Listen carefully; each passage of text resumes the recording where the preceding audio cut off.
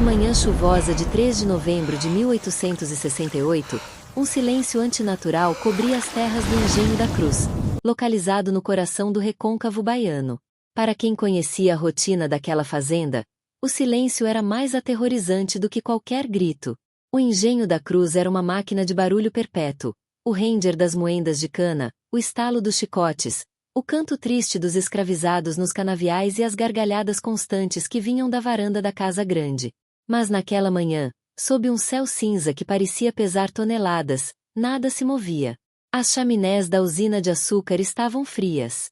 Os portões de ferro batido, geralmente guardados por capangas armados, estavam escancarados, balançando com o vento úmido que vinha do litoral. Uma tropa da Guarda Imperial, comandada pelo capitão Azevedo, atravessou os portões pouco depois do amanhecer. Eles haviam sido alertados por um padre da vila vizinha, que estranhou a ausência do coronel Brandão na missa de finados no dia anterior. O coronel nunca perdia uma oportunidade de exibir sua devoção pública, mesmo que sua alma fosse a mais negra da província. Azevedo, um homem endurecido por anos caçando quilombolas e desertores, sentiu um arrepio na espinha assim que seu cavalo pisou na terra vermelha do pátio principal. Não havia ninguém, nem feitores, nem escravos domésticos, nem os cães de caça que eram o orgulho e a ferramenta de terror do coronel. Era como se a terra tivesse engolido cada ser vivo daquela propriedade. Os soldados desmontaram e subiram a escadaria de pedra da casa grande. A porta principal, feita de jacarandá maciço, estava destrancada. Ao entrarem no salão de jantar, a cena que encontraram parecia um quadro pintado por um louco.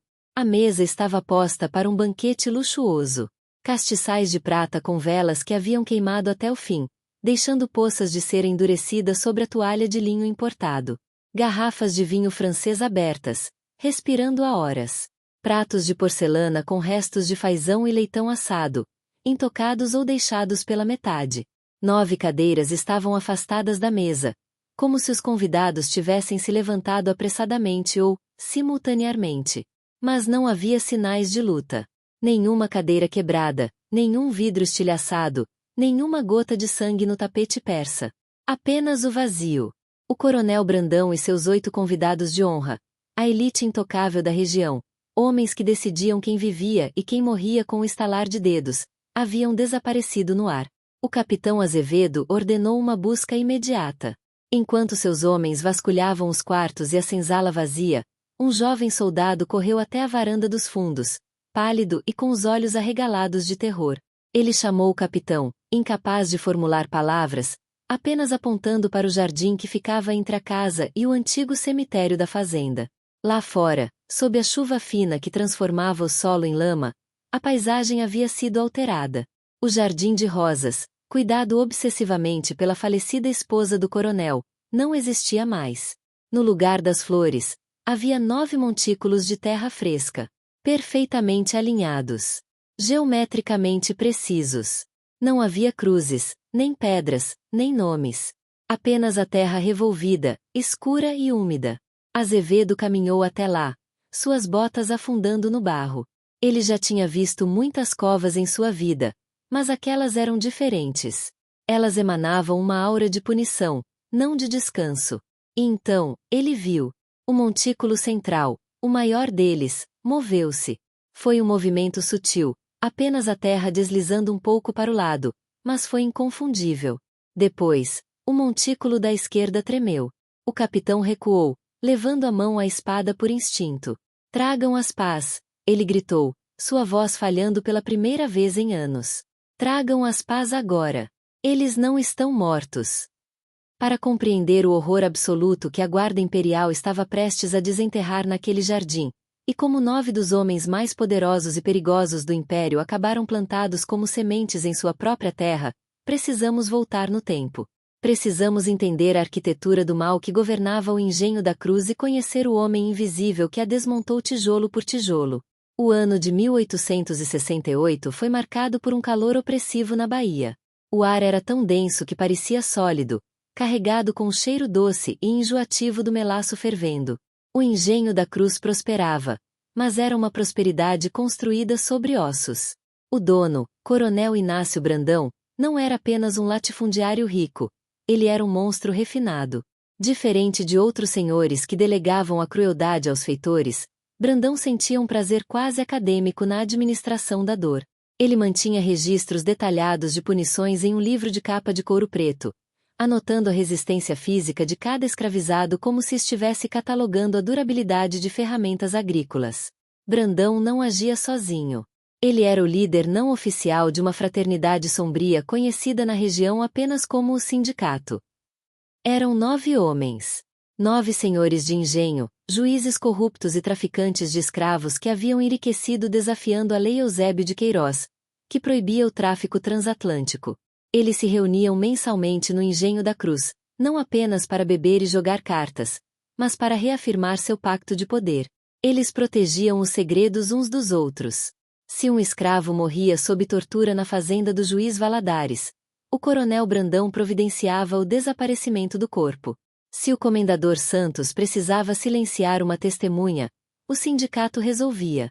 Eles acreditavam ser deuses em seu pequeno universo, intocáveis pela lei dos homens ou de Deus. Entre as centenas de almas que sofriam sob o jugo de Brandão, havia uma figura que todos, até mesmo os outros escravizados, olhavam com um misto de medo e reverência. Seu nome era Salomão. Ninguém sabia sua idade exata, nem sua origem precisa. Ele havia chegado ao engenho 10 anos antes, comprado em um lote de peças defeituosas no porto de Salvador. Ele era gigantesco, com quase 2 metros de altura, ombros que pareciam esculpidos em pedra e mãos tão grandes que podiam esmagar um cocô seco sem esforço. Mas o que assustava não era seu tamanho, era seu silêncio. Salomão nunca falava. Nunca respondia aos insultos, nunca gritava sob o chicote, nunca interagia socialmente na senzala. O coronel Brandão, em sua arrogância, decidiu que um homem daquele tamanho servia apenas para uma coisa: lidar com a morte. Ele nomeou Salomão como o coveiro oficial da fazenda. Brandão achava irônico e poético ter aquele gigante silencioso cavando buracos para os corpos que o próprio coronel produzia com sua crueldade. Salomão foi isolado. Ele vivia em um barraco de madeira podre na orla do cemitério dos escravos, afastado da senzala principal. Seu cheiro era de terra úmida, cal e solidão. Durante uma década, a rotina de Salomão foi a mesma. Ele acordava antes do sol, recebia as ordens do feitor sobre quantas covas seriam necessárias naquele dia, porque no Engenho da Cruz, a morte era uma certeza diária, e passava o dia cavando. Ele conhecia a terra daquela fazenda melhor do que qualquer um. Sabia onde o solo era macio, onde as raízes das árvores antigas dificultavam o trabalho, e onde o lençol freático subia quando chovia. Ele cavava com um ritmo hipnótico, pá após pá, seus músculos movendo-se com a precisão de uma máquina. O coronel Brandão gostava de humilhá-lo. Frequentemente, durante as reuniões do sindicato, Brandão levava seus convidados até o cemitério para ver o monstro trabalhar. Eles jogavam restos de comida nele, apostavam moedas sobre quanto peso ele conseguia carregar, ou simplesmente o insultavam, testando os limites de sua passividade. Certa vez, o comendador Santos, bêbado e querendo se exibir, apagou um charuto aceso nas costas nuas de Salomão. O gigante não parou de cavar. A pele queimou, o cheiro de carne chamuscada subiu, mas o ritmo da pá não se alterou. Os homens riram, brindaram a obediência absoluta daquela raça e voltaram para Casa Grande. Eles cometeram o erro fatal de confundir estoicismo com estupidez. Eles não viam os olhos de Salomão. Olhos que não eram vazios, como eles pensavam, mas que estavam gravando tudo. Salomão estava memorizando cada rosto, cada voz, cada fraqueza. Ele sabia quem bebia demais e desmaiava. Sabia quem tinha medo de escuro. Sabia quem era lento e quem era rápido. E, acima de tudo, ele possuía um conhecimento que eles ignoravam. Salomão não era apenas um bruto. Em sua terra natal, antes de ser acorrentado e trazido em um navio tumbeiro, ele havia sido iniciado nos segredos das plantas. Ele conhecia a botânica da morte e do sono. Ele via, nas matas que cercavam o engenho, não apenas ervas daninhas, mas armas. Mas Salomão precisava de um motivo. A vingança pela vingança não era suficiente para quebrar seu voto de silêncio e sobrevivência. Ele precisava de um catalisador. E esse catalisador tinha 8 anos de idade e se chamava Dandara. Dandara era uma menina órfã, filha de uma escrava que morrera de febre tifoide 2 anos antes. Ela era cria da casa, pequena, ágil e invisível aos olhos dos senhores. Por algum motivo que ninguém conseguia explicar, Dandara não tinha medo de Salomão. Talvez ela visse nele a figura do pai que nunca teve. Ela começou a visitar o cemitério escondida, levando água fresca para o coveiro, ou roubando pedaços de broa de milho da cozinha para ele. No início, Salomão a ignorava. Mas a persistência da inocência é uma força poderosa. Com o tempo, ele começou a aceitar a água. Depois, começou a esculpir pequenos animais de madeira para ela com sua faca velha. E, finalmente, em sussurros tão baixos que se confundiam com o vento, ele começou a contar histórias para ela. Histórias de reis e rainhas, de guerreiros e de justiça. Dandara tornou-se a única cor na vida cinzenta de Salomão. Ela era prova de que ainda existia algo puro naquele inferno. E foi exatamente por isso que o Coronel Brandão, em sua maldade infinita, a escolheu como alvo. Tudo mudou em meados de outubro. O sindicato estava planejando seu encontro anual mais importante, o banquete de finados, no dia 2 de novembro. Era uma tradição macabra deles celebrar a vida no Dia dos Mortos, uma afronta final a todos que eles haviam matado. Brandão queria que tudo fosse perfeito. Ele ordenou reformas na capela da fazenda e exigiu que o cemitério estivesse impecável. Numa tarde de inspeção, Brandão encontrou Dandara brincando perto do barraco de Salomão. O coronel estava de mau humor. Uma carga de açúcar havia sido perdida no porto. Ele precisava descontar sua frustração em alguém. Ele viu a menina e viu o boneco de madeira na mão dela. Ele arrancou o brinquedo dela e o jogou na lama, pisando em cima. Dandara, num reflexo de criança, chorou e tentou empurrar a bota do coronel. Foi um gesto minúsculo, inofensivo. Mas para Brandão, foi uma rebelião. Ele agarrou a menina pelo braço, levantando-a do chão como se ela fosse uma boneca de trapo. Você gosta de brincar no cemitério? Ele sibilou, com hálito de aguardente. Então talvez você deva ficar aqui permanentemente. Ele arrastou a menina até a beira de uma cova aberta, uma vala comum destinada aos indigentes que morriam de exaustão nos canaviais. Ele a segurou sobre o buraco escuro, rindo da maneira como ela se debatia, pequena e impotente contra o céu cinzento. Salomão estava a 30 metros de distância. Ele parou. O som da pá batendo na terra cessou. Pela primeira vez em 10 anos, o ritmo hipnótico de seu trabalho foi quebrado. Ele ergueu a cabeça e olhou. Não havia raiva em seu rosto, apenas uma quietude absoluta, a calma terrível que precede um terremoto. Ele largou a pá. O som do metal batendo contra uma pedra ecoou pelo cemitério silencioso. O coronel ouviu e virou a cabeça. Ele viu o gigante caminhando em sua direção. Não correndo, mas caminhando com passos largos e pesados que pareciam fazer o chão tremer. Havia algo na postura de Salomão, os ombros projetados para frente, as mãos abertas ao lado do corpo, que fez o sorriso de Brandão vacilar. Pela primeira vez, o senhor de engenho sentiu um lampejo de medo, um instinto primitivo alertando de que ele estava provocando uma força que não compreendia. Pare aí, animal! Gritou Brandão, tentando recuperar sua autoridade, mas sua voz saiu aguda demais.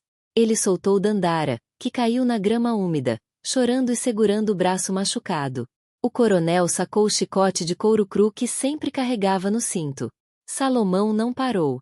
Ele continuou avançando, seus olhos fixos nos de Brandão.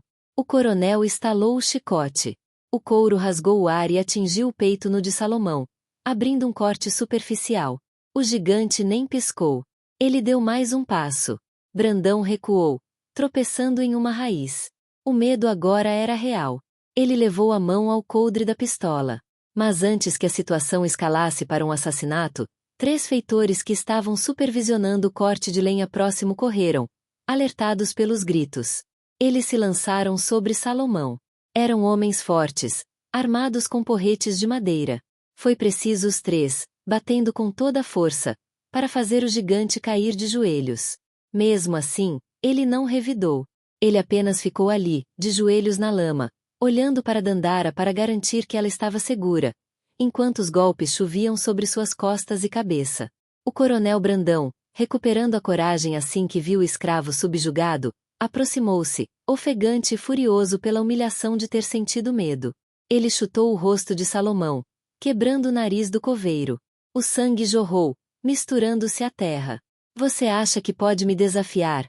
Gritou Brandão, cuspindo no homem caído. Você acha que é gente? Você é terra. E para a terra vai voltar. Brandão olhou para Dandara, encolhida perto de uma lápide, e depois para Salomão. Uma ideia sádica, digna de sua mente doentia, formou-se. Ele sorriu, limpando o suor da testa. Eu ia mandar matá-lo agora, disse o coronel, embainhando a pistola. Mas isso seria fácil demais. E eu preciso de mão de obra. O banquete do sindicato é em 2 semanas. Eu quero este lugar limpo. E quero covas abertas.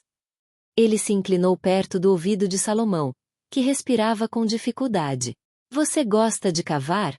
Pois bem, eu quero que você cave 9 buracos novos naquele jardim dos fundos, perto da casa. Quero que fiquem prontos para o dia de finados. Vamos fazer uma limpeza no engenho depois da festa. Vamos nos livrar de todo o lixo acumulado. E quando você terminar de enterrar os outros, o último buraco será seu. O coronel riu, sentindo-se novamente no controle absoluto.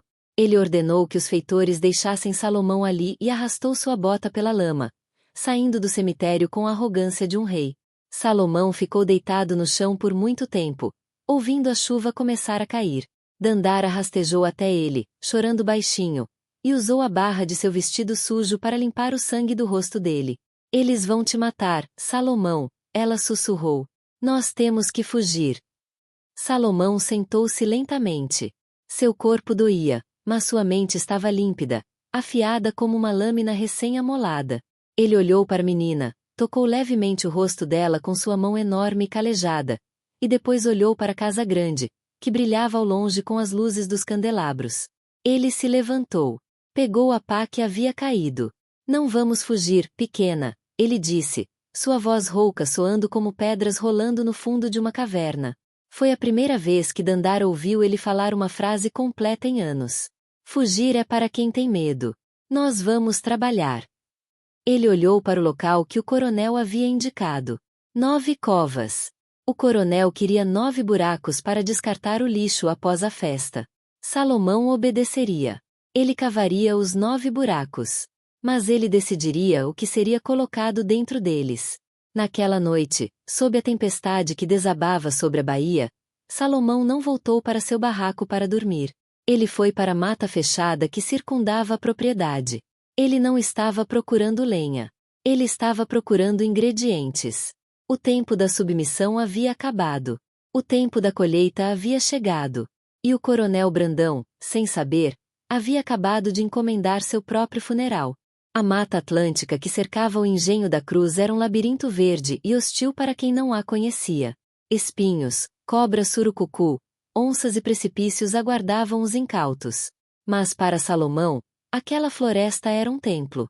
Enquanto a chuva continuava a cair, lavando o sangue de seu rosto, ele movia-se entre as árvores gigantescas com a leveza de um fantasma. Ele não precisava de luz. Seus pés conheciam o caminho, guiados por uma memória ancestral que o coronel Brandão jamais poderia acorrentar. Ele não estava fugindo. A fuga seria o caminho lógico, o instinto de preservação gritando para que ele pegasse Dandara e corresse para o quilombo mais próximo. Mas Salomão sabia que a fuga era apenas um adiamento da morte. O coronel mandaria seus capitães do mato, seus cães farejadores. Eles seriam caçados, cansados, eventualmente, mortos. Não. Para que Dandara tivesse um futuro, o engenho da Cruz precisava morrer. O medo precisava mudar de lado. Salomão parou diante de um arbusto alto, com flores brancas e pendentes em forma de sino, que exalavam um perfume adocicado e enjoativo na umidade da noite. Na região, chamavam aquilo de trombeta de anjo ou saia branca. Os curandeiros a usavam em doses minúsculas para acalmar dores de dente ou partos difíceis. Mas Salomão conhecia o outro lado daquela planta. Ele sabia que, nas sementes e nas folhas, residia um espírito poderoso e terrível. Uma substância que, se preparada corretamente, não matava o corpo, mas sequestrava a vontade. Ela desligava os músculos, Trancava a voz na garganta e deixava a vítima num estado de vigília petrificada. O homem sob o efeito da trombeta via tudo, ouvia tudo, sentia tudo, mas não conseguia mover um dedo para se salvar. Era o veneno perfeito para quem queria enterrar 9 homens vivos. Com cuidado reverente, Salomão colheu as flores e os frutos espinhosos. Ele encheu um saco de pano cru e voltou para seu barraco na orla do cemitério. Dandara estava acordada, encolhida num canto, os olhos grandes brilhando no escuro. Ela viu Salomão entrar, viu as plantas, e entendeu. Ela não fez perguntas. Apenas se levantou e começou a alimentar o pequeno fogo no centro do barraco. As horas seguintes foram de alquimia silenciosa. Salomão pilou as sementes até virarem uma pasta leitosa. Ferveu as folhas, coou o líquido, reduziu a mistura até que restasse apenas um frasco pequeno de um extrato denso e incolor. O cheiro era amargo, mas facilmente disfarçável em vinho forte ou comida temperada. Mas ter a arma não era suficiente. Ele precisava de um meio de entrega. Salomão era o coveiro. Sua presença na casa grande era proibida. Se ele tentasse entrar na cozinha ou na sala de jantar, seria morto antes de cruzar a soleira. Ele precisava de um cúmplice. Alguém que tivesse acesso à comida e bebida do sindicato. Alguém que odiasse o coronel tanto quanto ele. Havia apenas uma pessoa no engenho que se encaixava nessa descrição: Benedita. Benedita era a cozinheira-chefe da casa grande.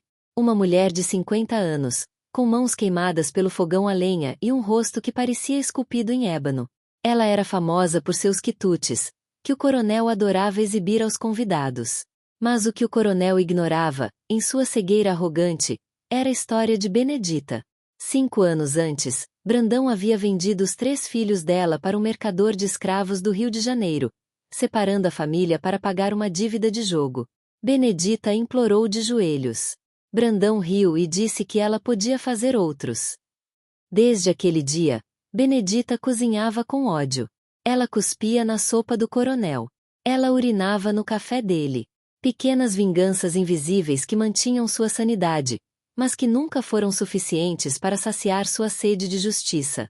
Na madrugada do dia 25 de outubro, uma semana antes do banquete, Salomão esperou perto do poço onde as escravas domésticas buscavam água. Quando Benedita apareceu, carregando um balde pesado, ele saiu das sombras. Ela não se assustou. Ela olhou para o rosto inchado e quebrado de Salomão, resultado da surra do dia anterior, e seus olhos se estreitaram. Eles bateram forte dessa vez, disse ela, sua voz baixa e áspera. Eles bateram pela última vez, respondeu Salomão. Ele estendeu a mão. Na palma calejada, havia o pequeno frasco com o líquido da trombeta de anjo. Benedita olhou para o frasco, depois para os olhos de Salomão. Ela não precisou perguntar o que era. Ela sabia quem Salomão era, sabia dos conhecimentos antigos que ele guardava. Dia de finados, disse Salomão. No vinho especial. Aquele que eles abrem só para eles. Benedita pegou o frasco. Seus dedos roçaram nos dele. A mão dela tremia, não de medo, mas de antecipação. São 9 homens, disse ela. O frasco é pequeno. É concentrado. 3 gotas para cada taça derrubam um touro. O resto é comigo. Benedita escondeu o frasco dentro do vestido. E depois? O que acontece com a gente? Depois não haverá mais coronel. O engenho vai virar cinzas ou vai virar lenda. Mas seus filhos, se o coronel não estiver aqui para cobrar as dívidas, talvez haja um jeito de encontrá-los. Era uma esperança tênue, mas era mais do que ela teve em 5 anos. Benedita assentiu e voltou para a casa grande. A aliança estava selada. O veneno estava dentro das muralhas. Nos dias que se seguiram, Salomão dedicou-se à tarefa que o coronel lhe dera. Ele começou a cavar as 9 covas no Jardim dos Fundos. Mas ele não cavava de qualquer jeito. Ele cavava com precisão matemática. Ele sabia a altura do coronel. Sabia a largura do juiz Valadares, um homem gordo e baixo. Sabia a estatura do comendador Santos. Ele moldava cada buraco para acomodar seus futuros ocupantes com um ajuste perfeito. O coronel Brandão, observando da varanda do 2º andar, bebia seu conhaque e ria. Ele achava hilário ver o gigante trabalhando tão diligentemente naquilo que Brandão acreditava ser apenas uma vala para lixo. Mais fundo, animal! Gritava o coronel. Quero que caiba bastante sujeira aí dentro. Salomão erguia a cabeça, limpava o suor da testa e olhava para o coronel. Ele não sentia raiva. Ele sentia a frieza profissional de um alfaiate tirando as medidas para um terno novo. Vai caber, senhor, ele pensava. Vai caber exatamente. Para ter certeza absoluta da eficácia de sua mistura, Salomão precisava de um teste. Na noite de 30 de outubro, ele capturou um caititu, porco do mato, vivo na orla da floresta. Ele levou o animal para o barraco e pingou uma gota diluída do extrato em sua boca. O efeito foi aterrorizante e fascinante. Em minutos, o porco parou de se debater. Seus músculos relaxaram completamente. Ele caiu de lado na terra batida. Mas seus olhos permaneceram abertos, seguindo o movimento da mão de Salomão. O coração do animal batia, lento e forte. A respiração era rítmica. Ele estava vivo, consciente, mas era prisioneiro de sua própria carne. Salomão tocou o focinho do animal, beliscou sua pele. Nenhuma reação motora. Apenas o olhar de pânico silencioso. Perfeito! Sussurrou Salomão. Ele cuidou do animal até que o efeito passasse, horas depois, e o soltou na mata. Ele não era um assassino de inocentes. Sua guerra era seletiva. A véspera do banquete, 1º de novembro, trouxe uma tensão elétrica ao ar. O tempo fechou de vez. Nuvens negras cobriram o recôncavo, e o vento começou a uivar entre os canaviais. Parecia que a própria natureza estava prendendo a respiração. Na casa grande, a movimentação era frenética. Benedita comandava a cozinha com mão de ferro, preparando leitões, fazões, doces em compota. Ela separou as garrafas de vinho do Porto, safra especial de 1840, que o coronel guardava 7 chaves na adega. Elas levou para a despensa, longe dos olhares dos outros escravos. Com mãos firmes, ela abriu os lacres de cera, pingou o líquido incolor de Salomão em cada garrafa, agitou suavemente e selou novamente com cera fresca derretida. Lá fora, Salomão dava os toques finais nas covas. A chuva transformava a terra vermelha em uma lama espessa e pesada. Era o cenário ideal. A lama funcionaria como cimento. Uma vez seca, seria dura como pedra. No final da tarde, o coronel Brandão desceu ao jardim para inspecionar o trabalho. Ele estava vestido com suas melhores roupas, botas polidas, cheirando a lavanda e tabaco. Ele parou à beira da cova central, a maior de todas. Está pronto?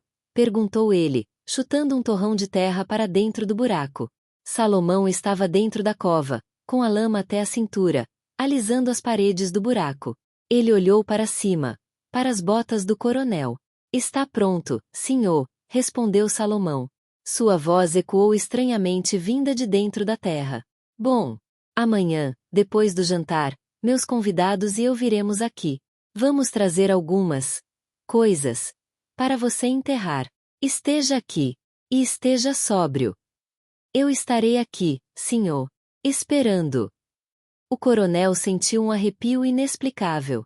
Havia algo no tom de voz de Salomão, uma gravidade, uma certeza, que o incomodou. Mas ele afastou o pensamento. O que um escravo podia fazer contra 9 homens armados? Ele virou as costas e voltou para casa, ansioso pela festa, pela comida, pelo poder. A noite caiu. Salomão saiu da cova. Ele foi até o barraco, lavou-se na água da chuva, vestiu uma calça de algodão limpa que Dandara havia remendado. Ele afiou sua pá com uma pedra de amolar até que a borda de metal brilhasse como uma navalha. Ele sentou-se na porta do barraco, com Dandara ao seu lado. Eles observaram as luzes da casa grande. As carruagens começavam a chegar, trazendo os membros do sindicato. O juiz Valadares, gordo e barulhento. O comendador Santos, com seu monóculo e chicote. O traficante Almeida, conhecido por sua crueldade com crianças. Um a um, os monstros entravam na armadilha. Eles são muitos, sussurrou Dandara, com medo. Eles são 9, corrigiu Salomão. E a terra tem fome de 9. A música começou a tocar na casa grande. Violinos e piano.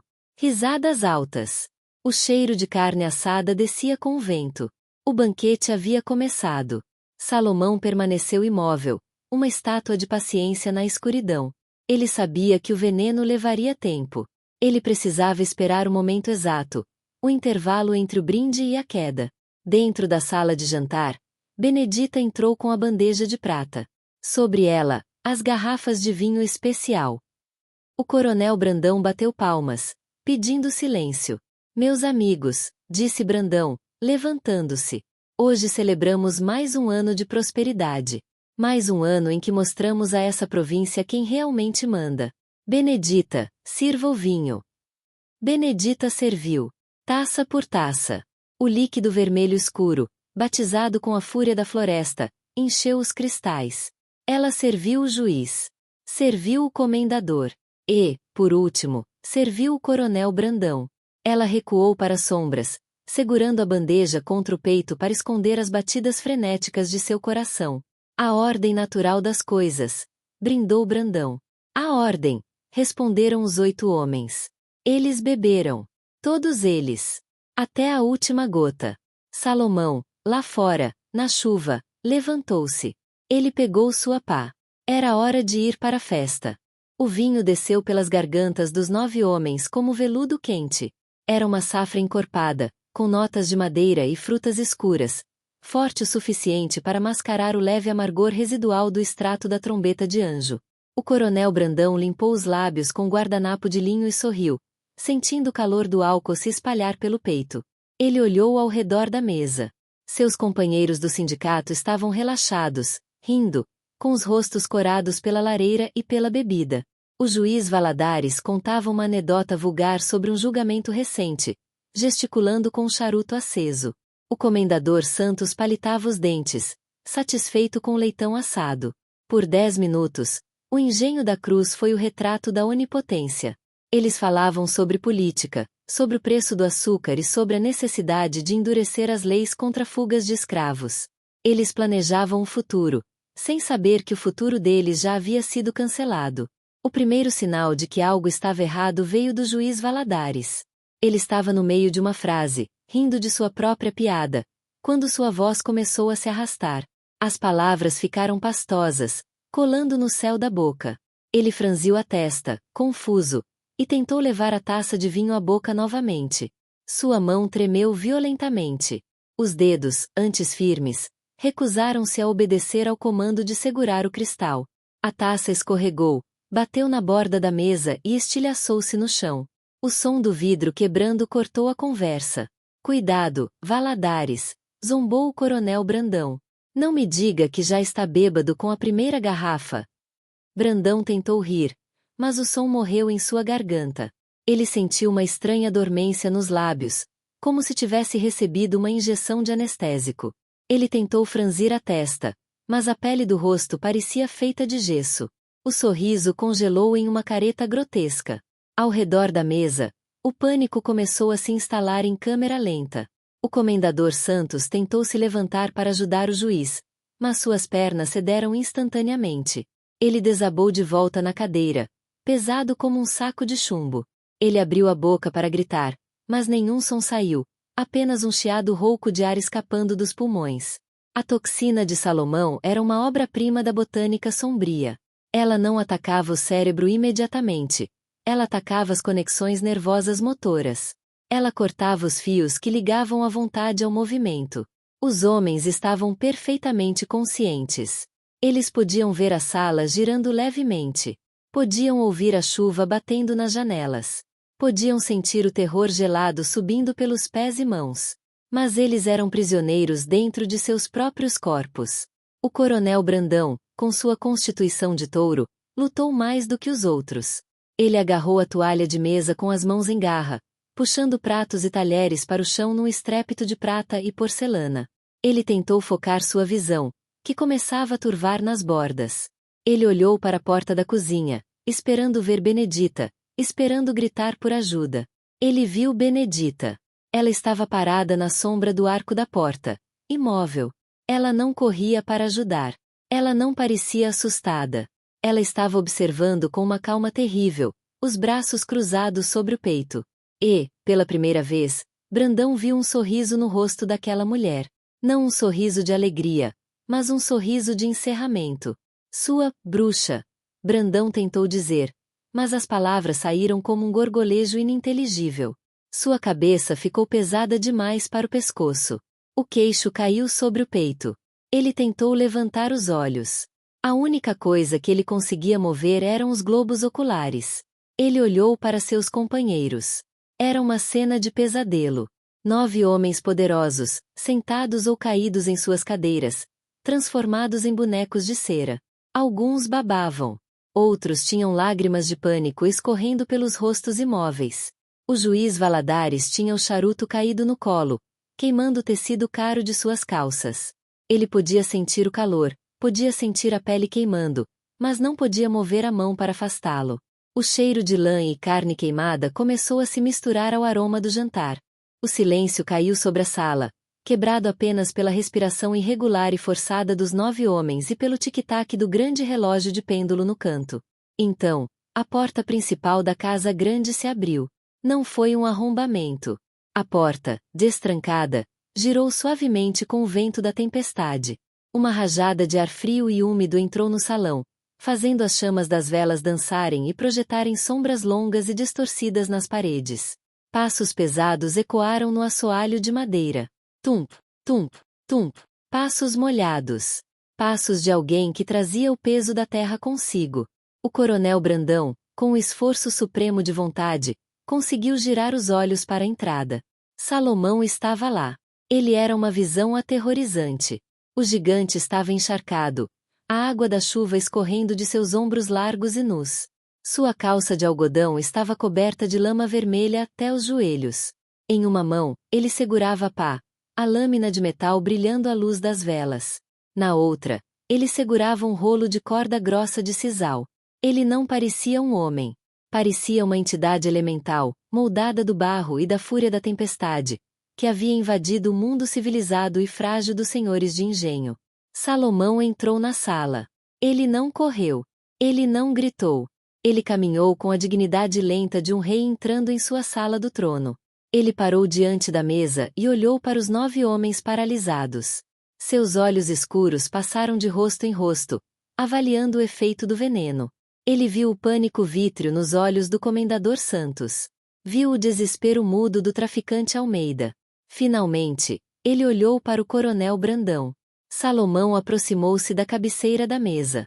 O cheiro que emanava dele, terra molhada, suor e chuva, invadiu as narinas do coronel, sobrepujando o cheiro de lavanda e vinho.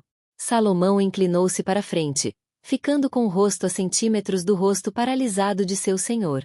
O senhor pediu que o trabalho fosse feito, disse Salomão. Sua voz era baixa, calma, sem nenhum traço de zombaria. Era a voz de um funcionário prestando contas. As covas estão prontas. A terra está com fome. Brandão tentou gritar. Em sua mente, ele estava rugindo, ordenando que Salomão fosse açoitado, morto, queimado. Mas seu corpo era um caixão de carne. Apenas um gemido baixo escapou de seus lábios. Uma lágrima de pura impotência escorreu de seu olho esquerdo. Salomão estendeu a mão e, com um gesto quase delicado, limpou a lágrima do rosto do coronel com o polegar sujo de terra. Não chore, senhor. A terra bebe as lágrimas também. Salomão endireitou-se. Ele olhou para Benedita, que ainda estava na porta da cozinha. Ela sentiu uma vez, pegou uma garrafa de vinho intocada e saiu pela porta dos fundos, desaparecendo na noite. Sua parte estava feita. Agora, o trabalho pesado começava. Salomão foi até o juiz Valadares. O homem gordo olhava para ele com terror absoluto. Salomão não hesitou. Ele pegou o juiz pelo colarinho do paletó e pelo cinto, levantando-o da cadeira com um grunhido de esforço. O juiz era pesado, mas para Salomão, que carregava pedras e troncos há 10 anos, ele era apenas mais uma carga. Ele jogou o juiz sobre o ombro esquerdo. O corpo flácido do magistrado dobrou-se, a cabeça batendo nas costas de Salomão. O gigante pegou a corda e amarrou os pulsos e tornozelos do juiz, não porque ele pudesse fugir, mas para facilitar o transporte e garantir que ele ficasse na posição correta dentro da cova. Salomão caminhou até a porta da varanda, Abriu-a e saiu para a chuva. O coronel Brandão ficou sozinho na sala com os outros 7 homens paralisados. O horror da situação começou a penetrar em sua mente enevoada. Ele ouviu os passos de Salomão se afastando na lama. Ouviu o som de algo pesado sendo depositado no chão lá fora. E então, o silêncio. Minutos se passaram. Minutos que pareceram séculos. Brandão rezou. Ele, que nunca acreditara em Deus, rezou para que Salomão tivesse ido embora, para que tivesse fugido. Mas então, os passos voltaram. Salomão entrou novamente na sala, pingando água e lama. Ele foi até o comendador Santos.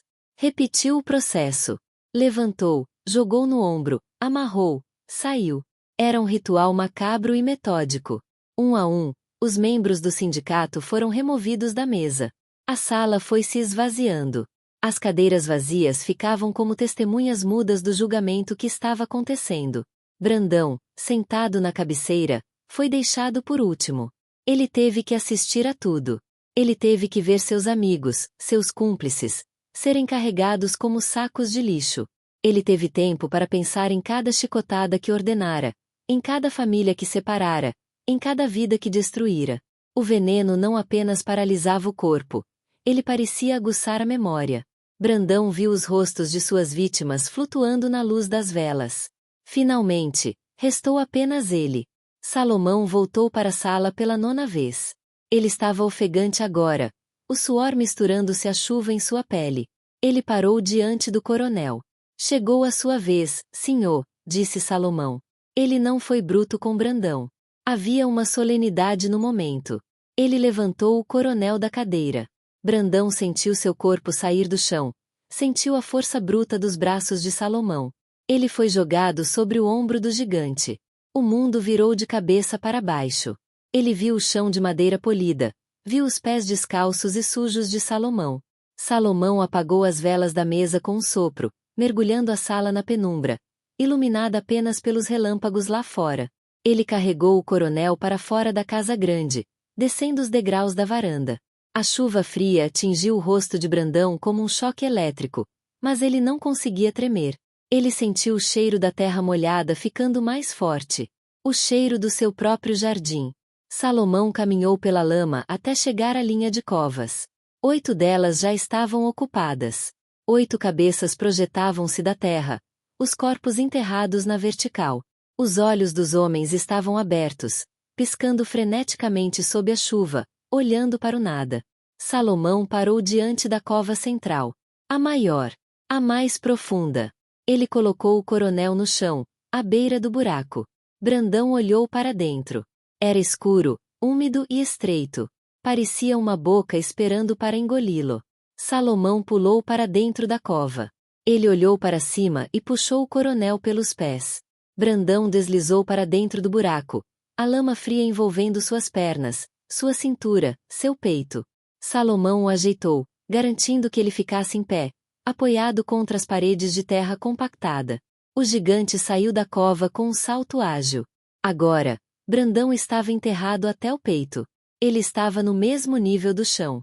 Ele olhou para os lados. À sua direita, o juiz Valadares. À sua esquerda, o comendador Santos. Todos enterrados como estacas de uma cerca viva grotesca. Salomão pegou a pá. O som do metal raspando na terra molhada foi o som mais aterrorizante que Brandão já ouvirá. O sindicato está reunido, disse Salomão, apoiando-se no cabo da pá. A reunião pode começar. E então, das sombras do jardim, surgiu uma figura pequena. Dandara. Ela caminhou até a beira da cova do coronel. Ela segurava seu boneco de madeira remendado. Ela olhou para o homem que a havia jogado aos cães. O homem que agora era apenas uma cabeça brotando do chão. O coronel quis fechar os olhos, quis desviar o olhar daquela criança que agora parecia uma juíza divina, mas o veneno não permitia. Ele foi obrigado a olhar. Salomão encheu a pá de terra. Ele não a jogou de qualquer jeito. Ele a depositou suavemente ao redor dos ombros do coronel. A terra é paciente, senhor, disse Salomão, começando a preencher o espaço vazio. Ela esperou muito tempo por vocês. Ela tem fome. A terra subiu. Cobriu o pescoço. Chegou ao queixo. O coronel sentiu o peso do mundo pressionando seu peito, dificultando cada respiração. O pânico tornou-se absoluto. Ele ia morrer ali. Não rápido, não com um tiro, mas devagar, engolido pelo chão que ele dizia ser dono.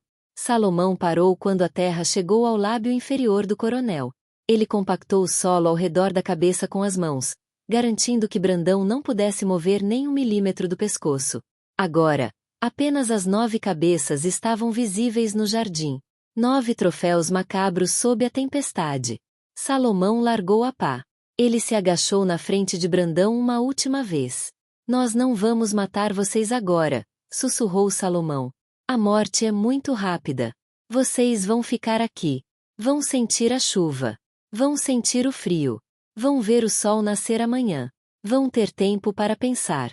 E quando a guarda chegar, eles vão encontrar o que vocês realmente são. Homens de barro.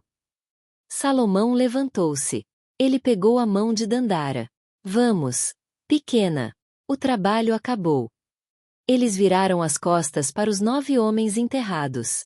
O coronel Brandão tentou gritar, tentou implorar, mas apenas seus olhos se moviam, seguindo as silhuetas do gigante e da menina enquanto eles desapareciam na escuridão da mata, deixando para trás o jardim mais silencioso e aterrorizante da história do Império. A tempestade que assolava o recôncavo baiano cessou pouco depois da meia-noite. Para qualquer pessoa abrígada na segurança de uma casa, o fim da chuva traria alívio. Mas para os 9 homens enterrados até o pescoço no jardim do Engenho da Cruz, o silêncio que se seguiu foi pior do que o trovão. O coronel Brandão estava consciente. A toxina da trombeta de anjo mantinha seus músculos em um estado de paralisia flácida, mas seus sentidos estavam cruelmente aguçados. Ele sentia a terra úmida pressionando seu peito, compactando suas costelas a cada expiração, tornando cada nova inspiração uma batalha contra o peso do solo. O frio da lama penetrava através de suas roupas finas de linho, roubando o calor do corpo centímetro por centímetro. Mas o pior não era o frio, nem a pressão. Era a impotência. Uma gota de chuva, presa em uma folha acima de sua cabeça, caiu. Ela atingiu a testa do coronel e escorreu lentamente para dentro de seu olho esquerdo. O instinto gritou para que ele piscasse, para que ele levasse a mão ao rosto e limpasse a água. Mas a pálpebra não obedeceu. O braço não se moveu. Ele foi obrigado a sentir a gota arder em sua córnea, turvando sua visão, sem poder fazer absolutamente nada. Ele era um prisioneiro trancado dentro de seu próprio crânio. Ao seu lado, ele podia ouvir a respiração rouca do juiz Valadares. O homem gordo estava chiando, um som úmido e gorgolejante, como se tivesse lama na garganta. Brandão queria gritar para ele calar a boca, queria ordenar que ele morresse em silêncio, mas sua própria voz era inexistente. As horas da madrugada se arrastaram com uma lentidão geológica. A vida noturna da mata começou a despertar. Grilos, sapos, corujas. Sons que Brandão sempre ignorara ou mandara silenciar com tiros para não atrapalhar seu sono, agora eram a trilha sonora de seu inferno. Um besouro pousou em seu nariz. Ele sentiu as patas minúsculas e espinhosas do inseto caminhando sobre sua pele, explorando suas narinas. O terror subiu pela garganta do coronel, um grito mudo de pânico absoluto. O besouro ficou ali por minutos que pareceram anos, antes de voar para a cabeça do comendador Santos. Brandão teve tempo para pensar. O veneno, embora paralisante, parecia ter um efeito colateral de clareza mental. Memórias indesejadas invadiram sua mente. Ele viu o rosto de Benedita quando ele vendeu os filhos dela. Viu o olhar estoico de Salomão enquanto era açoitado.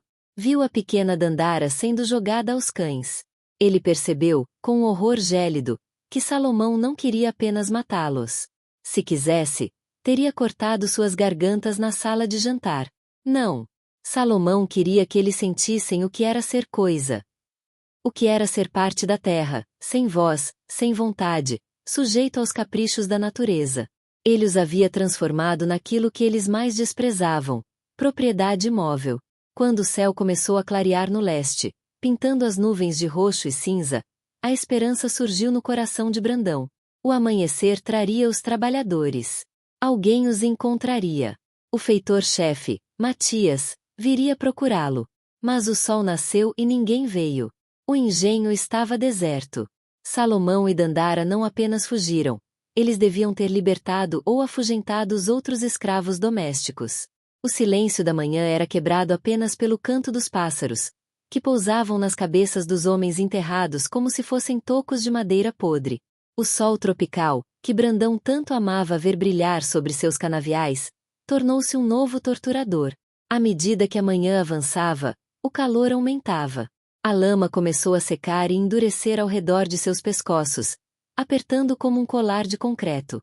As moscas começaram a chegar, atraídas pelo cheiro de suor e medo. Elas zumbiam ao redor dos olhos abertos, pousavam nos lábios secos. Foi por volta das 10 da manhã que o capitão Azevedo e a guarda imperial atravessaram os portões. Brandão ouviu o som dos cascos dos cavalos batendo na terra batida do pátio. Nunca um som lhe parecerá tão doce. Ele tentou gritar. Ele concentrou toda a sua força de vontade, toda a sua fúria, em suas cordas vocais. Mas o veneno ainda segurava sua garganta com garras de ferro. Apenas um gemido baixo, quase inaudível, escapou. Ele ouviu os soldados entrarem na casa. Ouviu os gritos de surpresa ao encontrarem a mesa posta e vazia. Ouviu os passos pesados das botas no assoalho de madeira. Eles estão aqui, sua mente gritava. Olhem para o jardim. Olhem para cá. Passaram-se mais 20 minutos de agonia até que o jovem soldado aparecesse na varanda dos fundos. Brandão viu o rapaz. O rapaz olhou para o jardim. Seus olhos passaram pelas roseiras destruídas e pararam nos montículos de terra. O soldado congelou. Ele parecia não acreditar no que via.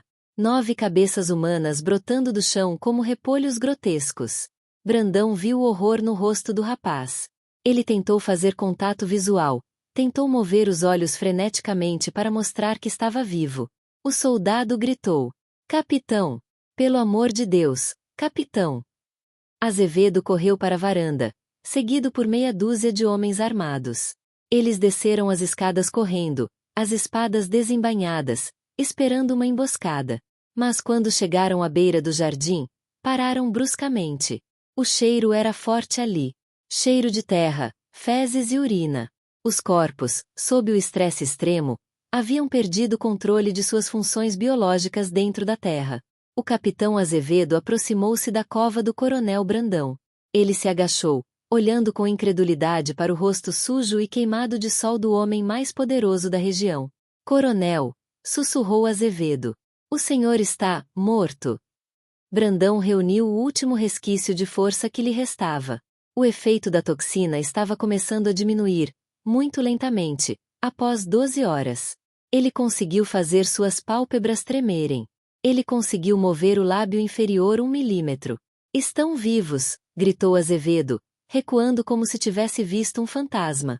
"Tragam as pás. Cavem. Agora." O caos se instalou. Os soldados, homens treinados para a guerra, estavam em pânico. Eles largaram as armas e começaram a cavar com as mãos, com as espadas, com o que encontraram. Alguns correram para buscar paz no galpão de ferramentas. Azevedo ordenou cuidado. "Não os machuquem. Cavem ao redor." A primeira pá atingiu a terra ao lado do ombro de Brandão. O som do metal cortando o solo, tão perto de seu ouvido, fez seu coração disparar. Ele temia que, na pressa, um soldado decapitasse por acidente. A escavação foi brutal e desajeitada. Levou quase 1 hora para libertar o primeiro homem, o traficante Almeida. Quando puxaram para fora, ele estava rígido como uma tábua, os membros travados na posição em que fora enterrado. Ele caiu na grama, os olhos girando descontroladamente, a boca aberta num esgar silencioso. O juiz Valadares foi o próximo. Mas quando os soldados o tiraram, seu corpo estava pesado demais. Sua cabeça pendeu para o lado num ângulo antinatural. O capitão Azevedo colocou a mão no pescoço do juiz. Não havia pulso. O coração do homem gordo não havia resistido ao terror e à pressão da terra. Ele morrera de infarto durante a noite, preso em seu túmulo vertical, ao lado de seus companheiros. "Valadares está morto", anunciou Azevedo, a voz sombria. O coronel Brandão foi o último a ser retirado. Quando os soldados finalmente o puxaram da cova, suas pernas estavam dormentes pela falta de circulação. Ele não conseguia ficar em pé. Eles o deitaram na varanda da casa grande, à sombra. Alguém jogou água em seu rosto. O choque térmico da água fria pareceu reativar alguns nervos. Brandão tossiu. Foi um som seco, doloroso, seguido por uma inspiração profunda e desesperada. O ar encheu seus pulmões, e com ele veio a voz. Não foi um discurso. Não foi uma ordem. Foi um grito. Um uivo longo, agudo e interminável de puro terror, que ecoou pelas paredes da fazenda e fez os cavalos da guarda relincharem de medo. O coronel Brandão, o homem de ferro, estava gritando como uma criança no escuro. Ele gritou até perder a voz. E então, ele começou a tremer. Um tremor incontrolável que sacudia todo o seu corpo. O capitão Azevedo ajoelhou-se ao lado dele. Coronel! Quem fez isso? Onde eles estão? Quantos eram? Era um exército de quilombolas? Brandão olhou para o capitão. Seus olhos estavam vidrados, focados em algo que ninguém mais podia ver. Ele tentou levantar a mão para apontar para a mata, mas seus dedos apenas arranharam o piso de madeira. Sussurrou Brandão, a voz rouca como lixa. Era, só, um homem? Perguntou Azevedo, incrédulo. Um homem fez isso com 9 de vocês? Quem? A terra, balbuciou Brandão, delirando. A terra levantou, e nos comeu. Os sobreviventes foram levados para o hospital da Santa Casa na cidade vizinha. A notícia do massacre do Engenho da Cruz, embora apenas um tivesse morrido fisicamente, espalhou-se pela Bahia como uma praga. O fato de que 8 homens sobreviveram não diminuiu o horror. Pelo contrário, aumentou. Os médicos não conseguiam explicar a paralisia. Eles falavam em catalepsia induzida, em venenos exóticos. Mas o povo sabia. Nas feiras, nas senzalas e nas igrejas, o nome começou a ser sussurrado. Salomão. O coveiro. A guarda imperial montou uma caçada humana sem precedentes. O capitão Azevedo reuniu 50 homens, cães farejadores e mateiros experientes. Eles vasculharam a Mata Atlântica por semanas. Eles encontraram o barraco de Salomão vazio. Encontraram os restos da fogueira onde o veneno fora preparado. Encontraram o boneco de madeira de Dandara caído na lama. Mas de Salomão e da menina, nenhum rastro. Era como se a floresta tivesse se aberto para recebê-los e se fechado logo atrás, apagando suas pegadas. Os cães, quando chegavam à orla da mata, ganiam e se recusavam a entrar, como se sentissem a presença de uma onça, ou de algo pior.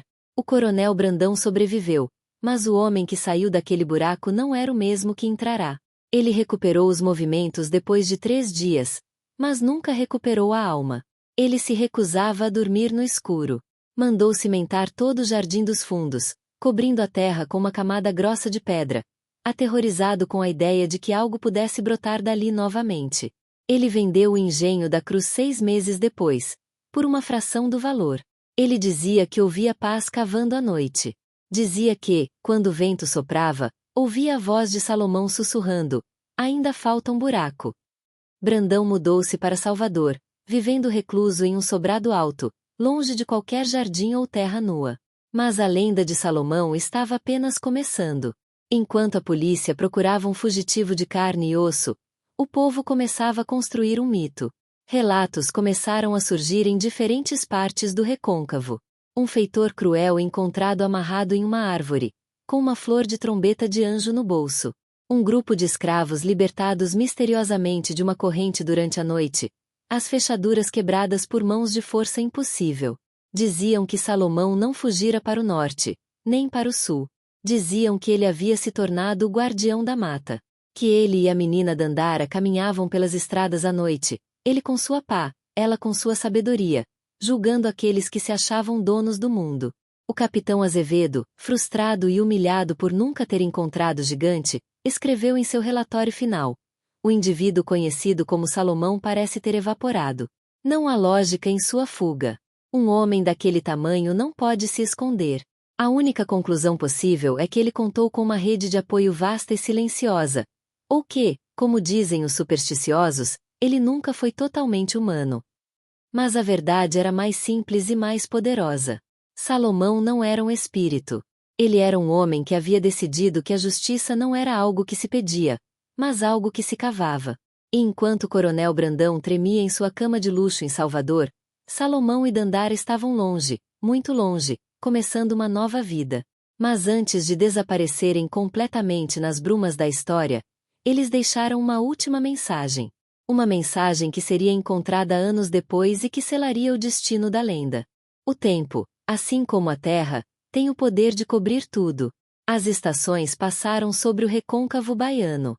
O engenho da cruz, outrora um símbolo de poder inabalável, foi lentamente devorado pela floresta.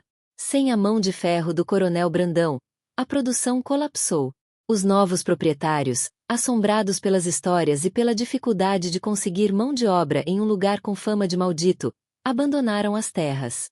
As raízes das gameleiras romperam o piso de mármore da casa grande. O telhado desabou. E o jardim dos fundos, onde 9 homens haviam sido plantados, transformou-se num matagal denso de espinhos e flores selvagens. Mas o que aconteceu com os protagonistas dessa tragédia? O coronel Inácio Brandão viveu mais 20 anos após aquela noite. Mas viver talvez seja uma palavra forte demais. Ele existiu. Trancado em seu sobrado em Salvador, ele se tornou uma figura fantasmagórica na sociedade baiana. Ele gastou sua fortuna remanescente em médicos, padres e médiuns, buscando uma cura para o terror que o consumia. Ele jurava que, quando fechava os olhos, sentia o gosto de terra na boca. Ele mandou arrancar todo o assoalho de sua casa e substituí-lo por pedra fria, pois não suportava pisar em madeira que pudesse ter vindo de árvores alimentadas por corpos. Sua morte, em 1889, um ano após a abolição da escravatura, foi patética e solitária. Foi encontrado em seu quarto, encolhido debaixo da cama, segurando uma pistola descarregada. Seus diários, encontrados anos depois, revelaram a extensão de sua loucura. As últimas páginas estavam cobertas com uma única frase, repetida milhares de vezes com uma caligrafia trêmula. Eles estão crescendo. Eles estão crescendo.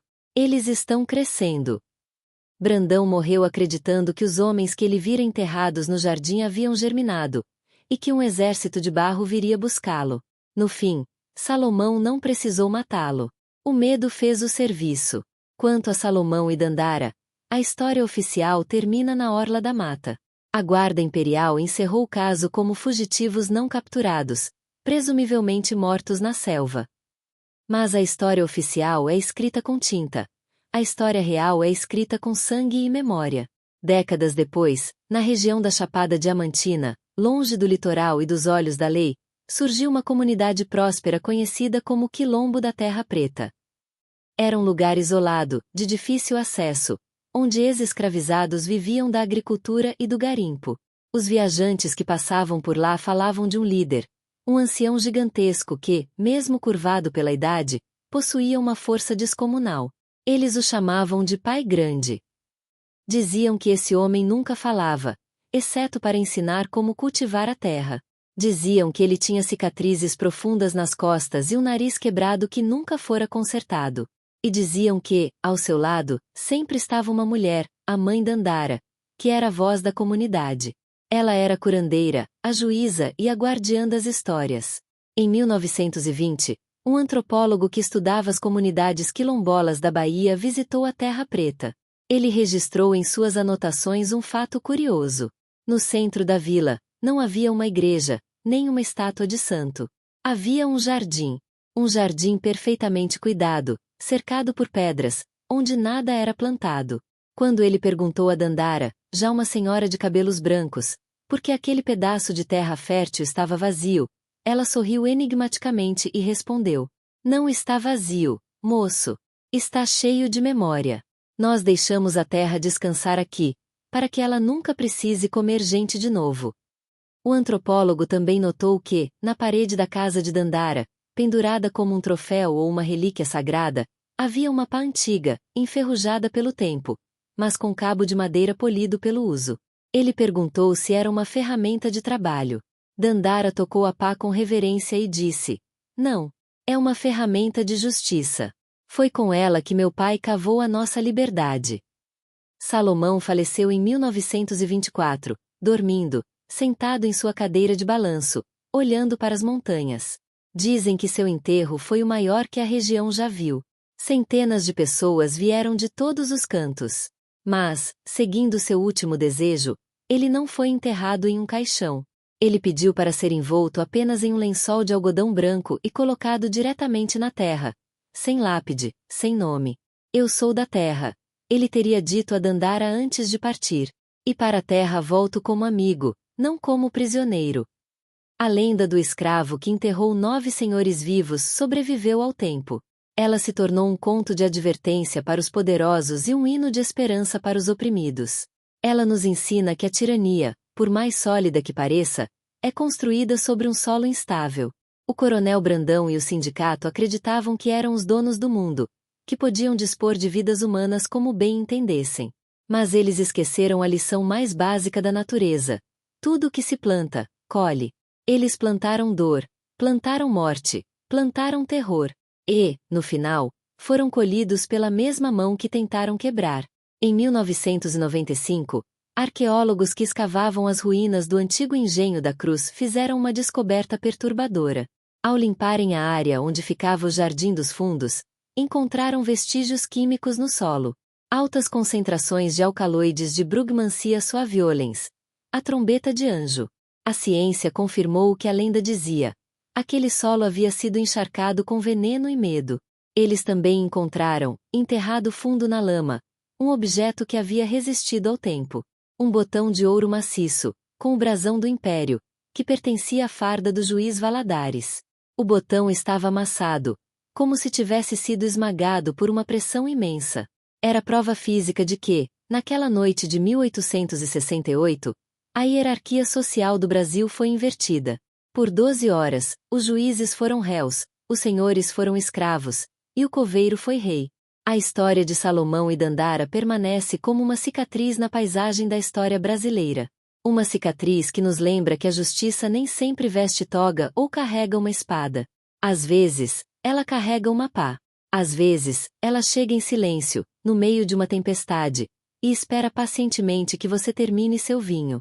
E talvez, apenas talvez, ela ainda esteja lá fora. Porque lendas como essa nunca morrem de verdade. Elas apenas dormem, esperando o momento certo para despertar novamente, quando a arrogância dos homens se torna grande demais para a terra suportar. O que você faria no lugar de Salomão? Você teria fugido e deixado os monstros impunes? Ou teria feito o que ele fez, arriscando tudo por uma noite de justiça absoluta? A vingança dele foi cruel ou necessária? Essa história nos força a olhar para o abismo e perguntar: qual é o preço da liberdade? Para Salomão, o preço foi a inocência. Mas o troco foi a lenda. Se essa história fez seu sangue gelar ou seu coração bater mais forte, não se esqueça de se inscrever no canal O Preço da História. Nós desenterramos o passado que os livros de história tentaram esconder. Deixe seu like se você está do lado de Salomão, e comente abaixo. Qual outra lenda histórica você quer ver investigada aqui? Até a próxima! E lembre-se, cuidado onde você pisa. A terra tem memória.